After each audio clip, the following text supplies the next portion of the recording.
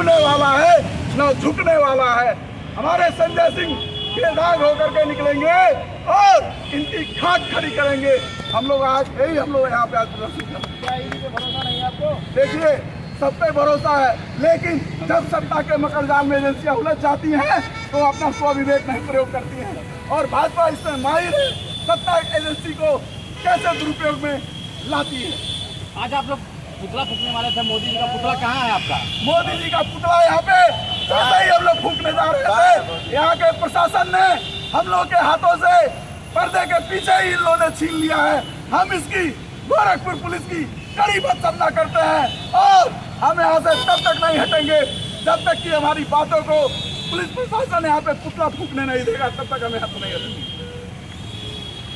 संजय सिंह संघर्ष करो, हम तुम्हारे साथ हैं। आम आदमी पार्टी जिंदाबाद जिंदाबाद। होश में आओ, होश में आओ। योगी बाबा होश में आओ, होश में आओ। योगी बाबा होश में आओ। आप तो लेना चाह रहे हैं ना? अरे योगी बाबा होश में आओ।